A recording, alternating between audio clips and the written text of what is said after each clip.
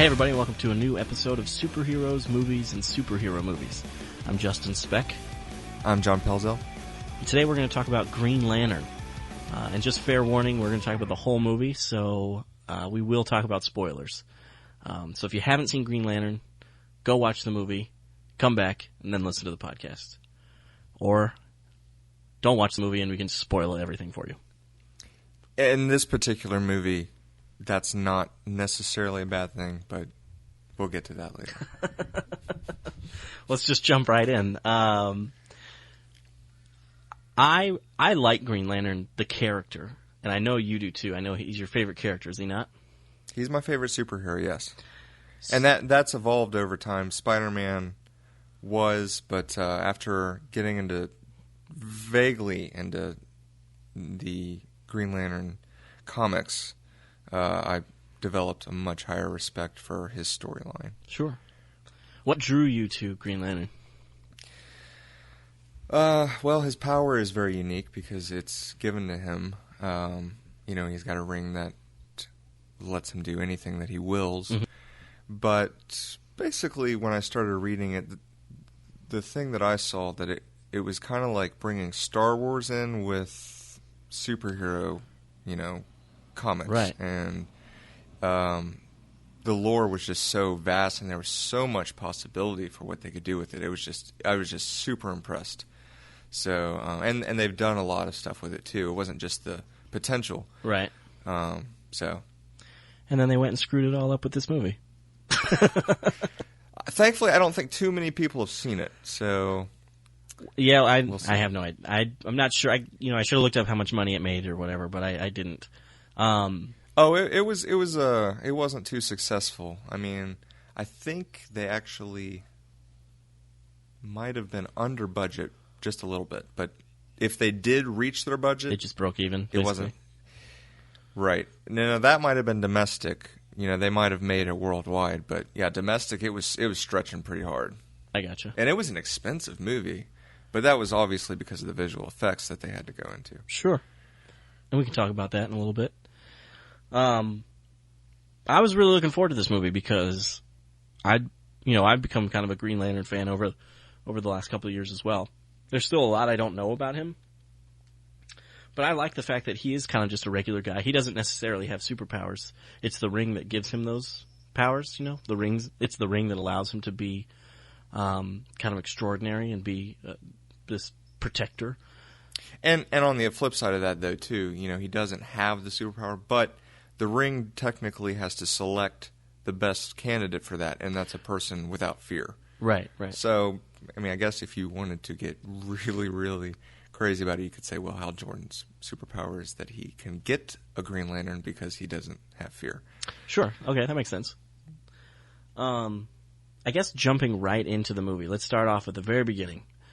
I actually like the first voiceover by Jeffrey Rush, who plays Tomare, who gives kind of the backstory of the Green Lanterns. I thought it was really cool. And then I feel like it immediately starts to fall apart because they have to give a backstory voiceover explanation of Parallax. And are you talking about when mid movie?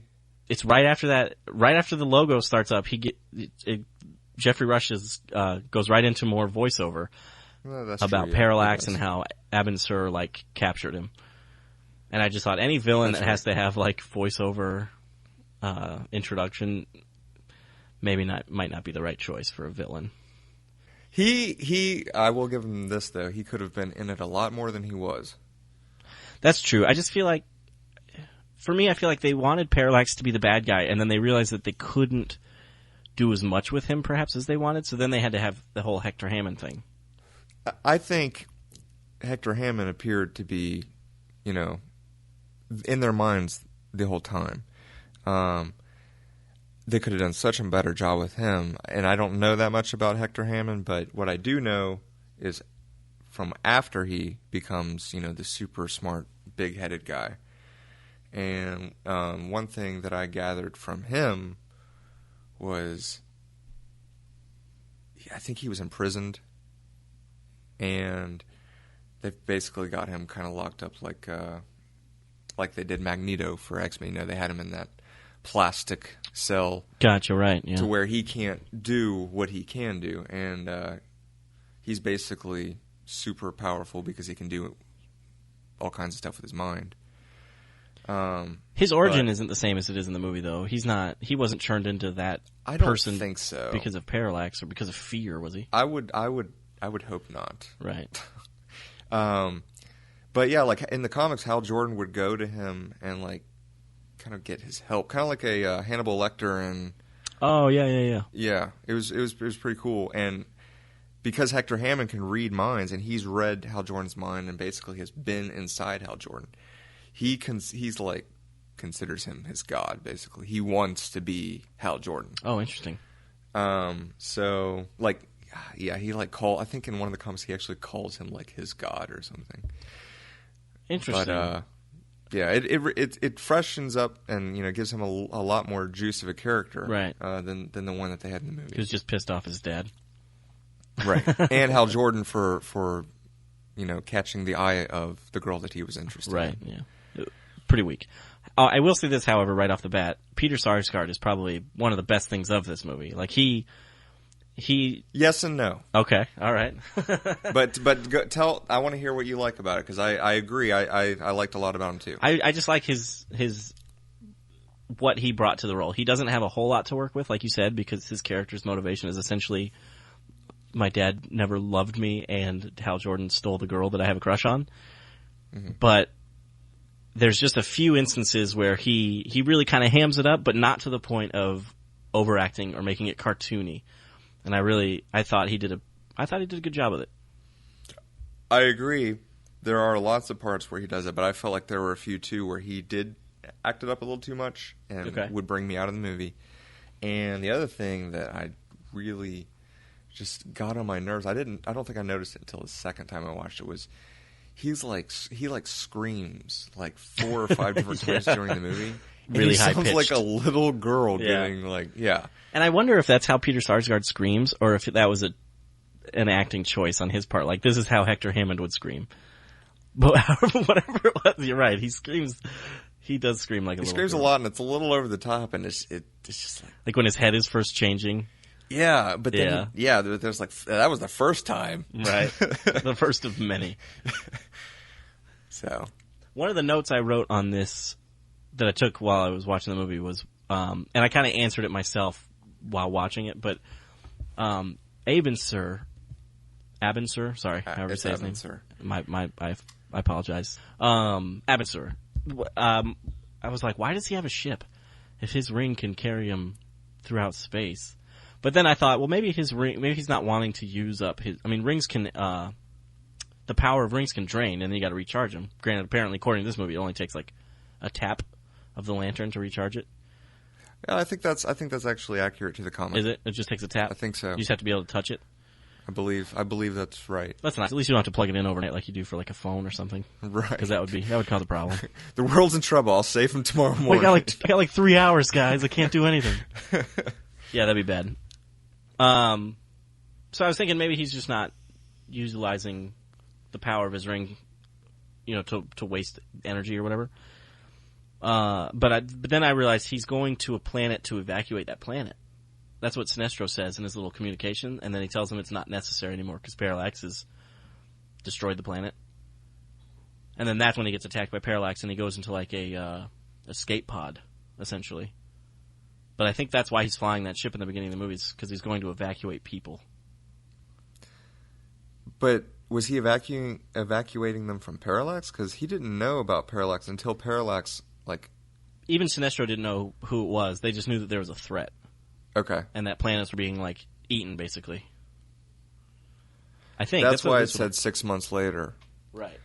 When I saw that, I was like, that doesn't really have any significance, because Parallax is now coming to attack Abin Sur, but did we really need to know that it took 6 months for him to get to his ship? But that makes more sense. Right. So, I kind of answered my own question with that one, because that's one of the things that always bothered me the first couple of times I watched it. I was like, why does he even have a ship? And then I realized, like, is it just because in the comics Abin Sur always crash landed in a ship on Earth? But then I Right. realized that they actually did kind of have an answer for that, so I was okay. Did you ever watch the animated series? I have the first half of it on DVD, and I've seen the first few episodes, and I really like it. I just haven't gotten around to watching the rest of it. Have you seen it? Yeah, I've seen it, and I've only seen a few. I haven't watched the whole season, but I've watched, I think the first 4 or 5 episodes, maybe 4. And I liked what I saw, definitely. But I was going to say that in the animated series, they are on a ship, too. He is, yeah. And I think even in Green Lantern First Flight, he's on a ship. I read that, but oh, that's the movie. The movie, the DC animated movie, yeah. That was a good one. Most I like positive. that. That was a good Green Lantern movie. We'll talk about that on another podcast. That came out before the movie, and I remember thinking, I really hope the movie is like this. And then it wasn't. No. This movie does have a lot of problems. There's moments that I like. The first opening, fight scene between Abin Sur and Parallax was good. I just wish that Abin Sur wasn't fighting a giant poop cloud. That's Right. really the. But he wasn't so much a giant poop cloud in that scene. Right. Because he had just, he was just starting to grow and feed. Mm-hmm. And even that scene before that, where those astronauts the alien astronauts are walking on that deserted planet or wherever he's imprisoned. Right. It was like the Lost Sector or something. Yeah, and they fall through the ground, and that was all cool. And I remember watching that theater. I'm like, oh, this is good. Right. And even the trailers before the movie, I mean, there were some, winces that I had that I was trying to suppress because I was like, it's Green Lantern, and it's going to be okay. Right. But overall, the trailer looked pretty impressive to me, and I was pretty excited. But I was excited too, and this happens to me a lot when I go to see superhero movies because I want to like the movie so bad that when I'm done, I can kind of almost forgive the horrible stuff I saw. And I remember thinking, I actually saw this twice in the theater.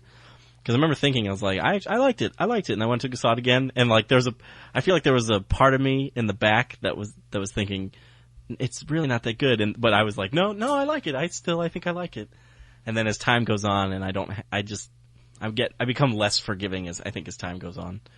I did the same thing with Daredevil. I think I saw Daredevil 4 times in the theater, something ridiculous like that, and that movie's terrible. I only saw that one.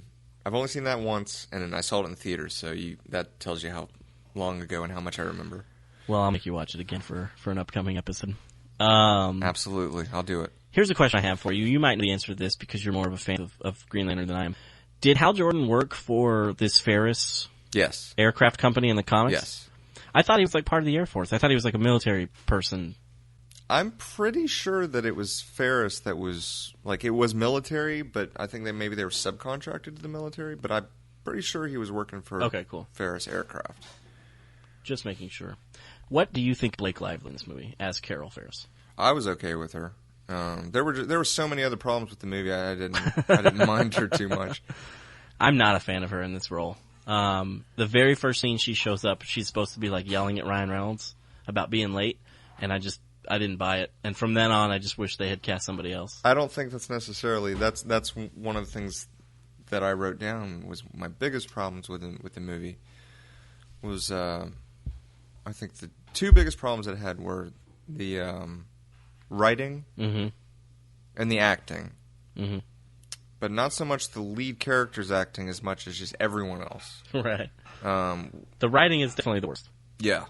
The writing, and that's evident from that scene because she shows up and she's like, "I used to sleep in, but then I turned 11." Yeah, and that's not even a funny joke. No, and it doesn't even make sense. There was a lot of that in it, where they were stretching. They're just filling this stuff in to try to give it some life, and when it's not good, that, and then it pulls you out of the movie even more. Right. But I mean, it's just a lose-lose situation when you start doing that stuff. Right.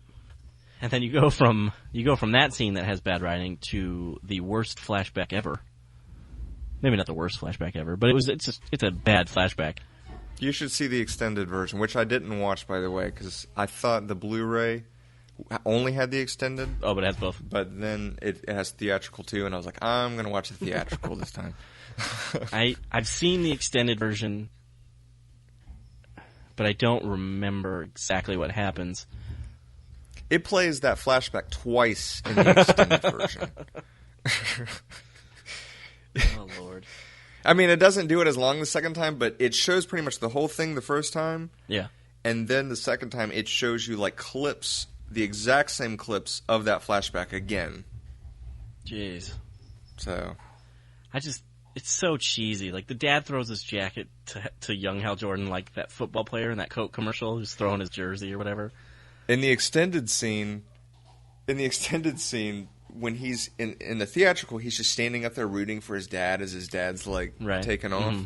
In the extended, it shows him, like, back behind all the crowd as if they're at a safe distance. You know, they've got a line that they can't cross to stay away from this jet. Right. And the son just goes and, like, runs up right to the front line or landing. Yeah, and is like, "Go, Dad!" And they're all just clapping. No one cares about this kid. No one cares about the son. That's awesome. I always wonder about horribly cheesy scenes like that. Like, when they're filming them, do they not realize it? Or are they just like, well, it's too late now, I guess we got to just shoot it? It's got to be a mixture of both.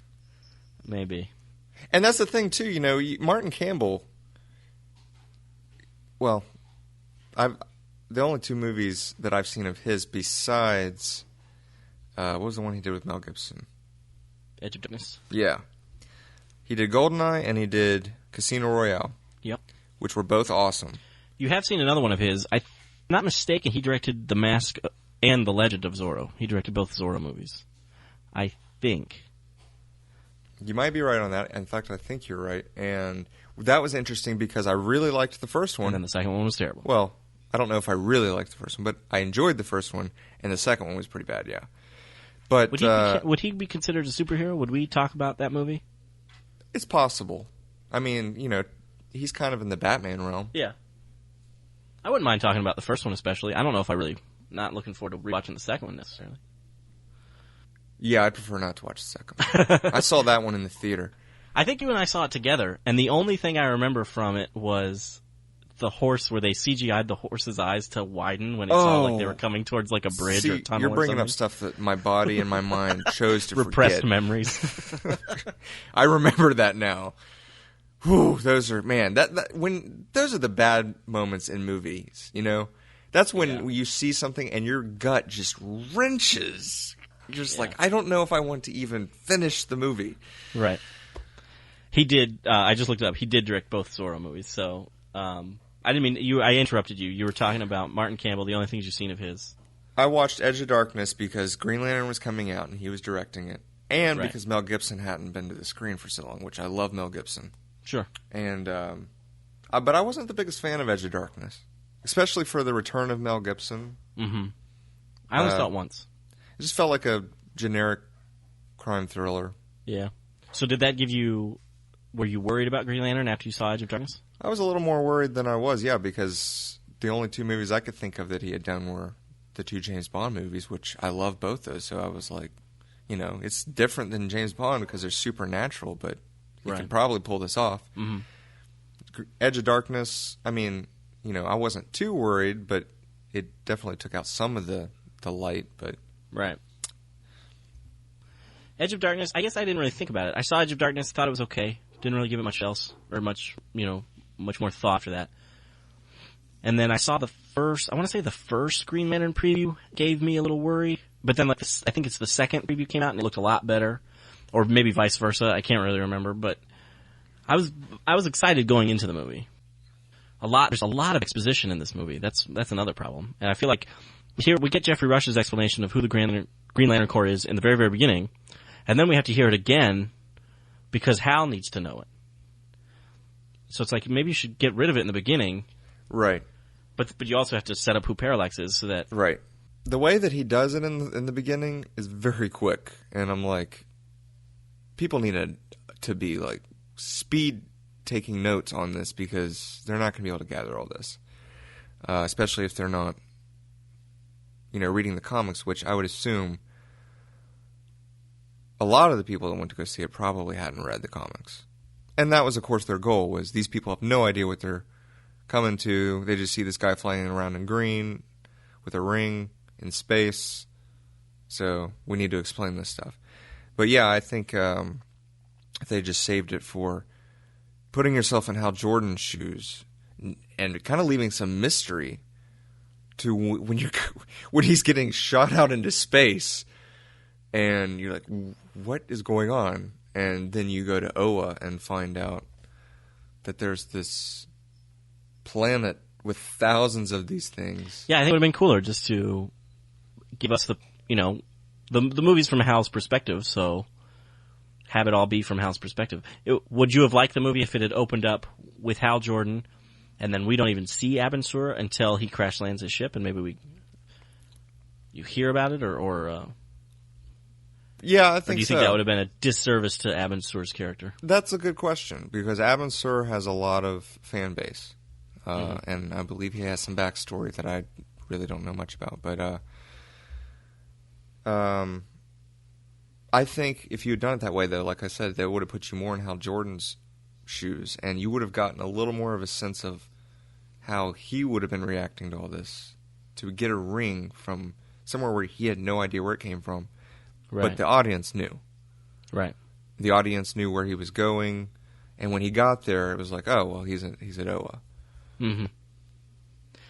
Me personally, I would have liked to have seen that movie where we kind of learn everything as Hal Jordan learns it, and I would have rather have seen perhaps the Manhunters be involved in some way, whether they're the main, whether not the main villain, but maybe they're a threat.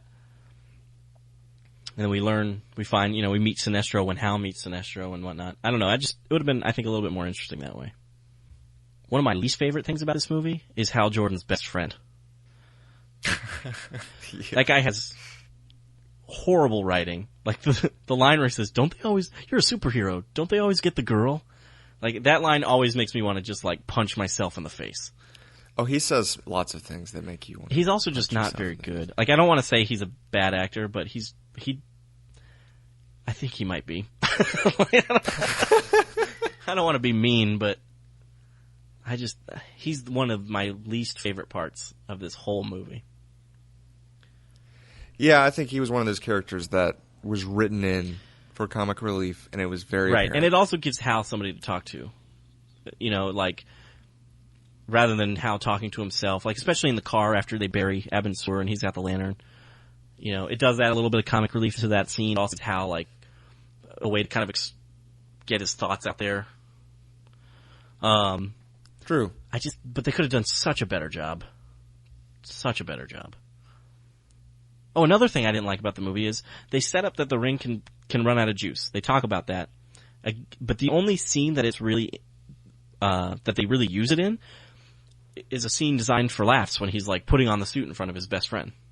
And he tries it, and it never doesn't happen. He's like, "Oh, I need to recharge it." That's true. But then, because I was really expecting them to bring that back later when he's like fighting Parallax and his ring is running out of power or something. But they didn't. They decided not to do that. Yeah, but they did have the ring telling him his power levels, if I'm not mistaken, didn't they? Not that I recall. Because that happens a lot, in the comics. It's like ring power. Right, and that'd been fine, too. Yeah, it's like ring power is 7%. And I can see how that could have gotten cheesy, too, if they didn't use the ring.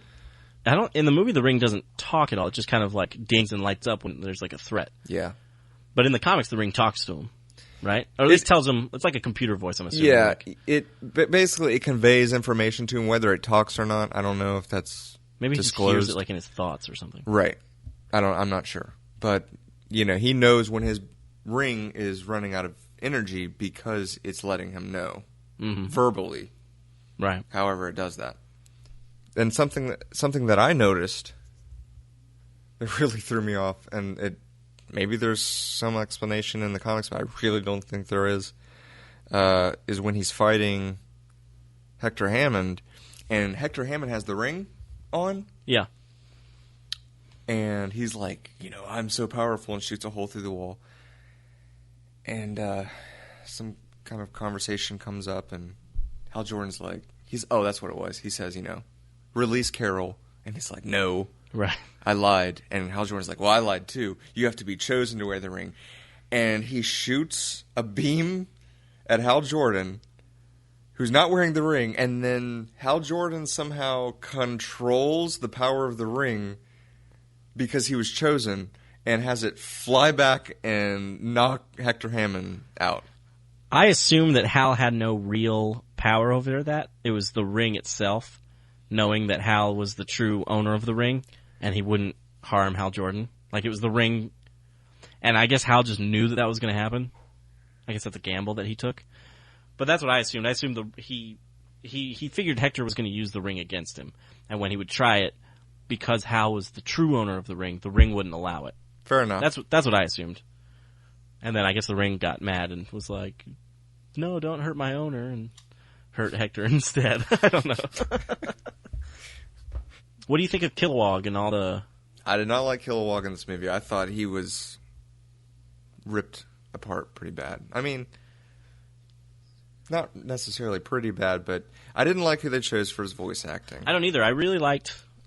I mean, Michael Clark Duncan is good in a lot of stuff, but I think what did it for both of us was, if anybody's ever seen Green Lantern First Flight, Kilowog is voiced by Michael Madsen in that cartoon, and he was so perfect as Kilowog in that now it's like whenever I read a comic that has Kilowog in it, I always hear Michael Madsen's voice, and so it's interesting because I can't really recall what his voice sounded like in that movie. I do know that I liked it, but I always viewed Kilowog's voice kind of like the Thing. Or something. Yeah, it's real gruff. Right. Yeah, and that's how Michael Madsen is. I think Michael Madsen's smoked like 18,000 cigarettes a day for the last 30 years, and so that's what his voice sounds like, and it's perfect as Kilowog. Right, and it just wasn't matching up with the Kilowog that I envisioned for this movie. The training scene with Kilowog was not very impressive to me. It was rushed. Oh, so rushed. That it was terrible. And it was just very cliche. I agree. The training scene really bothers me because, number one, it is super rushed. You only get to see Kilowog for a minute, and then he starts fighting Sinestro, and then Hal Jordan gives up, like, really easily. He's like, Sinestro's right, I suck. I'm going to go home now, guys. And that's right, he does. That really bothered me because I felt like that was uncharacteristic of Hal Jordan. I felt like if Sinestro really said that to Hal Jordan, where he's like, you don't deserve to wear that ring, Abin Sur was a great warrior and you're nothing like him, I feel like Hal Jordan would push himself really hard to prove Sinestro wrong. Sure. I mean, he was chosen. Right. I don't think he would just run away. That really bothered me. Like, I just felt like they did not get Green Lantern. They did not get Hal Jordan when they wrote that scene. No. And even Sinestro, I had, some qualms with. Decent qualms. I loved Mark Strong as Sinestro. I thought he looked and sounded, I thought, perfect. I agree with that. Yeah, his performance, or the way he came across as Sinestro was fine, but it was just the character choices that they made in the writing. When he's addressing the council, and he's like, "We have to harness a yellow ring," right? As if Sinestro has come to these eternal beings and is giving them advice about the power that turned one of their own against them. And he's like, this is the power that we need to stop him. Let's use the fear. And they're like, yeah, that's a good idea. Let's do a yellow ring. And then Hal Jordan comes and's like, no, that's not a good idea. You guys should be using will. And they're like, that's a good point. So yeah, as I was about to say, the writers of this movie really made the Guardians seem like they had no idea what they were doing. Yeah, they were just like, they were so old. They were just sitting there like vegetables. And and then whenever there was a threat, they were like, what do we do, Sinestro? Right. Yeah. Yet they said the comment that every choice they make, they have to think about the billions of years of, the effects. But that wasn't really how it was coming across to me. Yeah, it didn't come across like that at all. It almost seemed like they didn't know how to write the Guardians, and so they had all these scenes where Sinestro essentially tells them what to do. There was another flip-flop scene with Carol, which, not as big as Sinestro or the Guardians or Hal changing their minds. But when he goes back, I think it was after Sinestro kind of made him leave with his tail between his legs, and he was talking about the threat that was coming. Mm-hmm. And Carol, at first, and his friend, were both like, he's like, I don't know what I'm going to do. And they're like, well, you got to go fight it. And he's like, oh, but I'm afraid. I'm not going to. Right. But then, when Parallax actually makes it to Earth, and Hal and Carol are standing on the balcony, and she sees it over the city, she's like, you can't go, you'll die. And he's like, I've got to go save the planet. It was like a complete reversal for both of them. Speaking of Carol, the scene where after we haven't even talked about the racetrack scene, basically his first appearance on Earth. But after that scene, and he goes to see Carol, and he's pretending, he's got like the deep voice, and he's like, hello, miss. The first time I saw this movie, and she does not immediately recognize him, I was like, my head was in my hands. I was thinking, there's no way she can't tell that's Hal Jordan. I was like, what? This is the worst thing I've ever seen. It gets and then worse. Thankfully, though, she realizes who he is. But there's just no way she wouldn't have known immediately that it was Hal Jordan. But see, what you just said, there was a huge problem with that I actually just noticed watching it again. She goes, first he comes and talks to her, and she's like talking to him, and then she goes, Hal? Right. Hal? And she's like all surprised and stuff, and then he's like, oh, it's me? She's like, how could I? She goes, I've seen you naked. How could I not have recognized you? But she was like surprised. She was at first, she was like, Hal? Hal? Is that you? And then all of a sudden, of course I knew it was you. Yeah, and then not to mention, once again, the writing, just bad writing. A note I took was it's too bad that Green Lantern's mask is so ineffective, because he's got one of the coolest like hidden costumes. Because Superman, he wears his costume underneath his clothes. Even Spider-Man, in the movies anyway, he wears his costume underneath his clothes. But Hal Jordan's just generates from within the ring. It's awesome. Which is so cool. But it just sucks that he has like this one little strip across his cheekbones, like she says, that, everybody at that party where he saves them with the racetrack, the helicopter car, would automatically know. They're like, why is Hal Jordan floating wearing that green costume? Of course. They know who Hal Jordan is. It's different than the Clark Kent with this scene, because this would have been like Clark Kent being at a party, getting recognized for something great, and then coming down as Superman and no one knowing who he was. And it's too bad they didn't try a little harder in that scene to have him try to conceal his identity, there's not much they can do about the mask. That's what Green Lantern looks like in the aesthetically, you cannot cover him with a hood. It would be terrible. Right. Green Lantern has the Robin mask, and I would never change that. Right, and I wouldn't want to. I'd be upset if they did. However, you could conceivably say that Hal Jordan knows that it's not the greatest disguise, and tries to perhaps distance himself maybe from a bunch of people that know who he is, rather than just float above them and then fly off. Even his friend knew who he was right away. Yeah, because he comes knocking on the door like in the next scene. He's like, okay, you gotta talk, spill it. Right. But nobody else knows? Or maybe it's just not a Tourette. Carol doesn't know because she's passed out, I'm guessing. And I guess if you really want to stretch it, the people were just so freaked out about what just happened, they weren't really trying to figure out or putting it together. Right. And he was kind of far back, but no, he really wasn't. They should have known he was Hal Jordan. Right. And that scene with the track, and something I noticed that they might have, that I'm sure was a connection, they didn't go into it, but in the very beginning of the movie, when he's talking to his nephew, and the nephew leaves, and he's like, "It's my job not to be." Oh no, he said, "I'm glad you're okay," and he's like, "Me too," and he leaves, and then he hits like a button on a toy racetrack, and the car goes around, and I'm wondering if maybe they were trying to say, well, he used the racetrack because he remembered the racetrack. And absolutely, but still, and it looked bad, and picking a racetrack, it just felt very toyish and kid-like. So I don't know if that might have been their intent with this movie, was let's not go so much with the Spider-Man family, more adult superhero. We've got toys to sell. Green Lantern's a safer character to try this with. Let's make it more kid-friendly. It could be. But at the same time, there's a lot of scenes in it that are not for kids.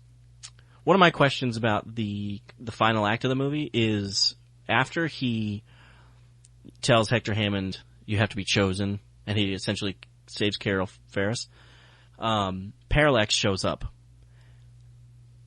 Does no one see this giant poop cloud entering Earth? Because it seems like in the very next scene, it shows when the city's like seeing him and looking up and being like, "Oh my gosh!" But there's really like no. No, I think that was before. No, it was afterwards.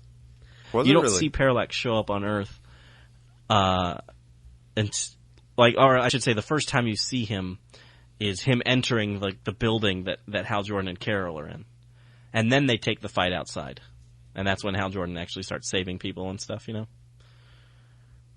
I did not pick up on that. It made me think of Man of Steel.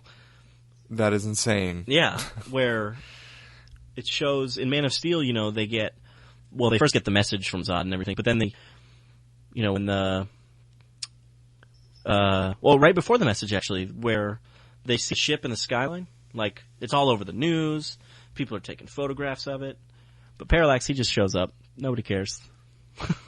Until he, like, hits a building, and then everybody's like, "Oh, God, no." Yeah. Another thing about Parallax is when they were fighting, and Hal Jordan's, like, holding his ring up and, trying to keep from being crushed by Parallax. Parallax starts taunting him. He's like, "This will all be because of you." He actually calls him by name, Hal Jordan. Yeah, how does he know? And I'm like, yeah, how does he know Hal Jordan's name? It could be the connection through Hector Hammond. Oh, it could be, I guess. But it was almost like he had a personal vendetta against him or something. Right. I can see him having that, talking like that to Abin Sur. Mm-hmm. But it just didn't make sense. And I agree with that. Unless he just has an issue with all Green Lanterns. But you're right, he does call him out by name. Like he's got a personal vendetta against him. And it's like he's trying to, just belittle him because he's trying to get revenge, or just, that typical, "I'm going to do what you did to me" kind of thing. But there was no past with them. Right after that. In this movie. Right. No, I totally agree. And it's a waste of I wonder if Parallax can be done well in a live-action film or not. But I remember Parallax being pretty awesome in that Rebirth book, so I felt he was like the skeleton of a giant, like, dinosaur almost. In the book? Yeah. Like, he was a creature. Right. And he had, and he wasn't, like, the size of New York and a cloud. Right. He had structure, and you could relate to him. Right. A lot better. I got you. Cool. Yeah, so I felt like they really wasted Parallax. They just totally ruined him like they ruined Deadpool and Wolverine, which is another Ryan Reynolds thing. Maybe we just need to not let Ryan Reynolds near any superhero properties. Well, speaking of Ryan Reynolds as Green Lantern, they could have done a lot worse, and when I watch it, I give him some breaks, but he was definitely not my first choice. They could have done a lot better. I mentioned to you, I would have liked to have seen Chris Pine play. Yeah, I think it would have been awesome. Hal Jordan. Yeah. He had the look. He had more of the personality than Ryan Reynolds did. And I think, too, with this, Flash, if I'm not mistaken, is usually the comic relief of the Justice League. He is in the Justice League cartoons, for sure. Mm-hmm. And they hadn't done a Flash movie, and I think they were kind of trying to merge the Flash's personality with Hal Jordan's, trying to make him more of a comedy guy, and that's probably why they got Ryan Reynolds. Yeah. Well, and when there were rumors about a Flash movie, it was Ryan Reynolds was like the name on the top of the list for who to play Barry Allen. That's right, I forgot that. So he wasn't my first choice either, but I thought he did a good job. I thought he was all right. I enjoyed. When I noticed when I started getting deeper into the movie, and a lot of the extras, extra characters that we were talking about, how no one else can act in this movie. Right. About halfway through the movie, you start seeing a lot less of that, and you really only start seeing Hal Jordan, Sinestro, and Carol. Right. And Hector Hammond. Right. And yeah, I get what you're saying. Peter Sarsgaard, he's also an actor, and he had some great moments. He just wasn't given enough to do. Right. Or But nothing. another thing about that bad acting was when he's teaching his class, Yeah. and he reads that kid's mind, and he goes, "Did you call me a loser?" And the guy's like, "What?" And he blows the guy out of his chair, Right. and into the front of the classroom, and all of the students get up and are making sure that he's okay, and then they all look at Hector Hammond like, "What's your problem, man?" As if they knew that he had done that. No one's scared. Even one of the students said, "He's crazy." I did not pick up on that. That's really funny, though. Not a one of them is frightened at all. They're all just like, "You're a jerk." Yeah, that's awesome. But even so, they shouldn't have been frightened because it should have been what happened to him, not Hector Hammond. That's true. What did you yeah, do? They shouldn't have even known that he was responsible for it. Yeah. Yeah. Yeah, you're right. What a terrible scene. The end of the movie is actually, I think, my favorite, where he's fighting Parallax in the city streets and then takes it out into space. And I wish he wasn't fighting Parallax, or at least that version of Parallax. But that's where we start to see Green Lantern, or Green Lantern that we all know and love, where he's doing all these different constructs. Absolutely. He's saving people. Which I used to not like, by the way, about the constructs. They go into that with one of the animated ones. I think it was the second one. What was the second one called? Emerald Knights.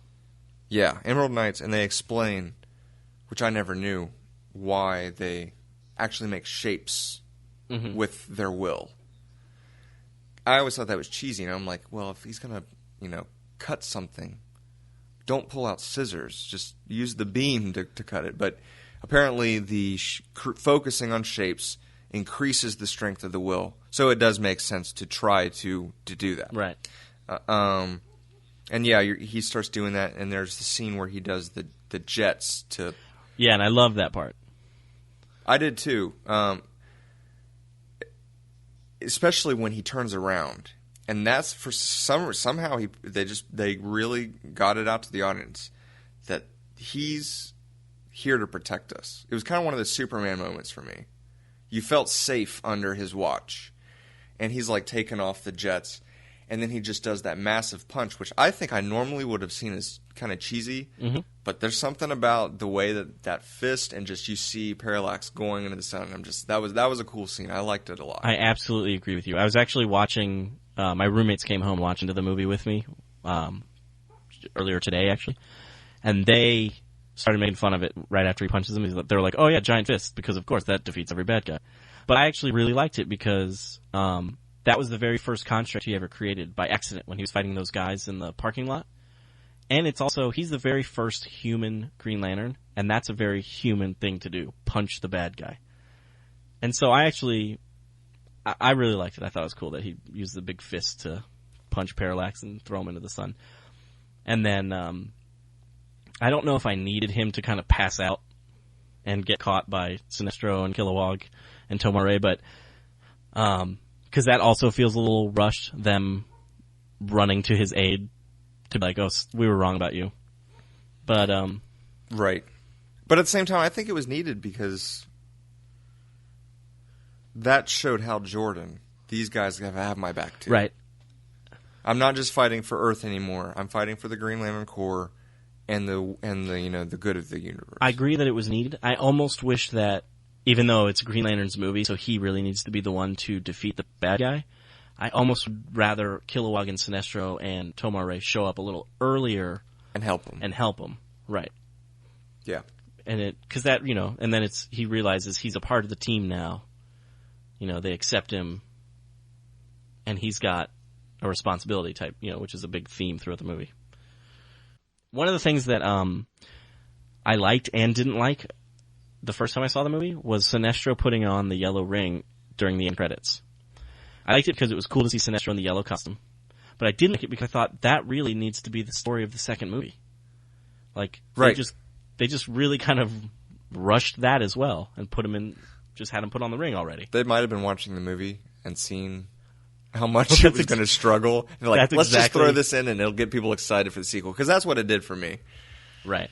Well, I was thinking they watched the movie and they realized there wasn't going to be a sequel. So they're like, let's just have them put on the ring right now. Which is why I'm glad they did it, because I know now we're not going to get a sequel, I'm sure. So at least we get to see Sinestro in the yellow suit for a second, you know. And I would love to see him involved somehow in one of the Justice League movies. Sinestro? Yeah. I think that could be a very real possibility. I mean, I don't know what direction they're going to go with it. It's interesting, you know, especially on this news that Batman's going to be in the new Superman movie. How they're really going to kind of... Yeah, that really threw me for a loop. I can't believe that they've already come out and said that. I mean, that's quick. And the logo, I mean, if that thing's legit, which is cool, I mean, it's interesting too, because before I saw that, I was like, Batman Superman movie? Right. You know, no thanks. I'd rather have a lead up to the Justice League. But seeing that logo was actually pretty cool. It'll be a really interesting movie to see how it works, because Superman and Batman are very different characters. They work really well together in the comics, but the tone, at least, you know, from the Batman movies that we've gotten in the past, the tone of those movies versus the tone of the Superman movies are so vastly different that it'll be really interesting to see how well they work together in the same movie. And I think that'll give us a nice little precursor, or that's not the word I'm really looking for, but like a little preview of how Justice League will work out. Definitely. It's going to give us more of a preview than Man of Steel did, and I think Man of Steel gave us a pretty good preview. I agree. Apparently, Zack Snyder's even in talks to direct it. Yeah, there's been some rumors about that.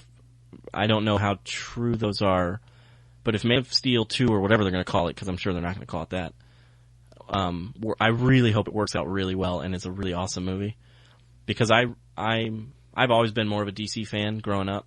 I love all the Marvel movies that have come out, but I would love to see a Justice League movie and to see it done well. You know, it's interesting because I was always definitely a Marvel fan. Sure. Well, I take that back. Growing up, when I was around 5 or 6, Superman and Batman were definitely my thing.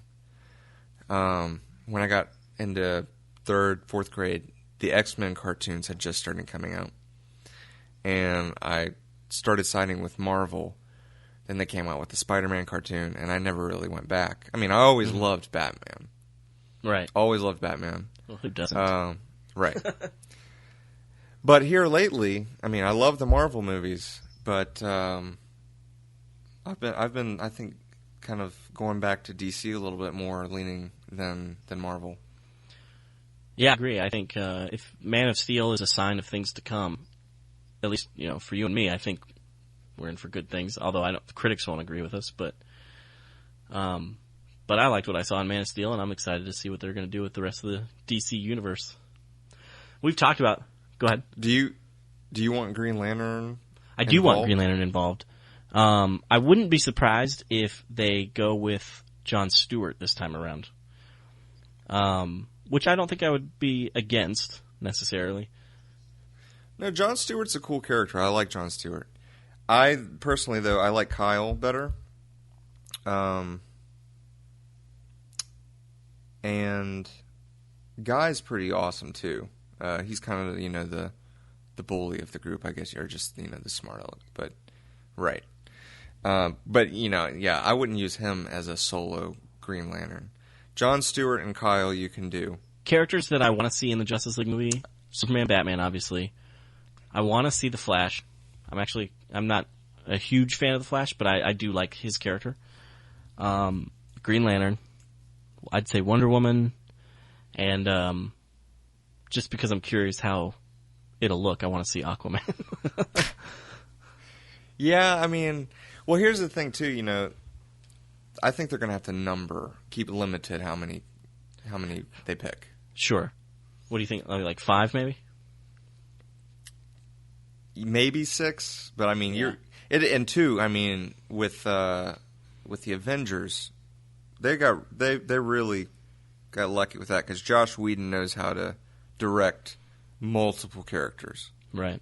He did it with Buffy, which I've never really watched, and Firefly, which was awesome. And if Zack Snyder's going to direct Justice League, I mean, he directed Watchmen, which had a bunch of different characters, and he did, I thought, a pretty good job with that movie. Yeah, so you're right. It's possible he could do a pretty decent job. But I think if it hadn't been Joss Whedon, we probably wouldn't have gotten the same Avengers. You know, at least with the interaction with the characters. Right. So they've got to pull that off with the Justice League. Definitely Superman, Batman, Wonder Woman, I think are the three main ones you need. Yeah. And then I think Green Lantern. And you probably are right with the Flash. I think Martian Manhunter would be kind of... I forgot about him. I would actually be cool with him. It would be awesome, but I think it'd be hard to do. And maybe I'm wrong. There were rumors that, or there was speculation, I should say, that Harry Lennox, the guy that played General Swanwick, I think is his name, from Man of Steel. Do you remember who I'm talking about? Yeah. That he was gonna, he's the guy that said he's not our enemy, right? Yeah, he's the general at the end who shows up and asks him, he's like, that, when the drone or whatever gets crushed. You know who I'm talking about, Harry Lennox. And look him up afterwards. Well, anyway, the speculation was that at the end of Man of Steel, it was going to be revealed that he was Martian Manhunter. That obviously didn't happen, but if you were to cast someone to play John Jones, I would say Harry Lennox isn't a bad choice. Do you think they're going to bring any new Avenger characters to the Avengers? Well, Joss Whedon is rumored that Quicksilver and Scarlet Witch are going to be in it. Yeah, I think I did hear that. Yeah, so that'll be interesting. Quicksilver's also going to be in X-Men Days of Future Past, I think is that what it's called. Yes, which I'm super excited about. I'm very excited about that movie as well. But in the Avengers, the new villain is Ultron. And so the title of the movie is The Avengers Age of Ultron. I don't even know who Ultron is. Ultron, I did actually... Ultron is essentially a robot. But I was... Well, I was leaning in that direction. It sounds transformative. Yeah, I was at a birthday party last night, and I didn't know a whole lot of people, so I was on Wikipedia and was checking out who Ultron was. Do you know who the Vision is? He's another character that I think will be added to the Avengers roster. He's, according to Wikipedia, quote-unquote, a synthezoid. And I've heard of the Vision, and I actually thought, spoiler for anyone who has not seen the Avengers, by the way, fair warning, turn off the podcast now or skip ahead a few seconds. But I thought when Coulson died in the Avengers, they were going to bring him back, like his consciousness, perhaps, as the Vision. Because if you really look at Clark Gregg's face, if you can imagine his face as the Vision, I think he would actually look a lot like the Vision. But anyway, according to Wikipedia, Ultron created Vision, but later it was found out that Ultron was created by Henry Pym, who is Ant-Man, who is another character. He's not going to be in Avengers 2, because I think Ant-Man's supposed to come out after Avengers 2, but he's going to be, I'm assuming, in Avengers 3. So I'm really curious how they're all going to kind of tie this together, and how they're going to tie it to Thanos. And of course you have Spider-Man. Are they going to bring Spider-Man into the Avengers universe? Which I don't know how they would do that unless they decide to share profits with Sony. Because Disney owns Marvel. That's right. I forgot about that. But there's Andrew Garfield apparently at Comic-Con just kind of mentioned something about that, or how he basically just said he would like to see Spider-Man join the Avengers. And then Avi Arad, or whatever his name is, who is Marvel's main dude, right? Apparently freaked out when Andrew Garfield said that. Which, why would you freak out unless there's something in the works? So unless it's all just misinformation or something. Right. I'd be curious to see. I guess that wraps it up for our second episode of Superheroes Movies and Superhero Movies. You can kind of tell how much we didn't like Green Lantern by the fact that we're talking about other things here at the end of the podcast. I mean, Green Lantern, I didn't like it, but that was one of the most frustrating things for me, was watching the movie. You could feel that there was something there. There was. And it had a real opportunity to take advantage of being a movie and a good one, but just never did. I agree. If I were to give it a letter grade, sadly, because I really do, like I said, the last few minutes of the movie are my favorite, and I really actually enjoy those parts. I really wanted to like the movie because I love the Green Lantern so much. But if I had to give it a letter grade, I'd have to give it like a D+. I'd be a little more generous. I'd go with C or C minus. Yeah. Yeah, I was debating D+ or C-, and I just feel like after rewatching it again today and realizing just how bad those bad parts are, I think I got to give it a D+. Oh, here's something. Oh, forget it. I don't need to talk about it. Okay.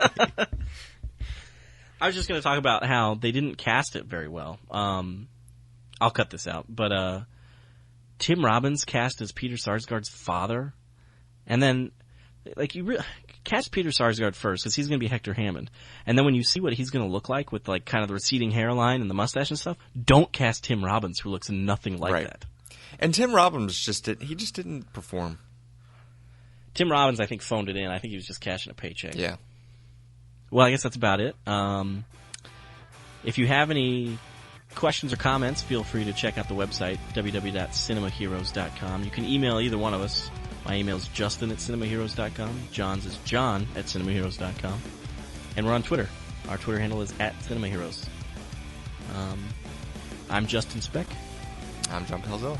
Thanks for listening, guys.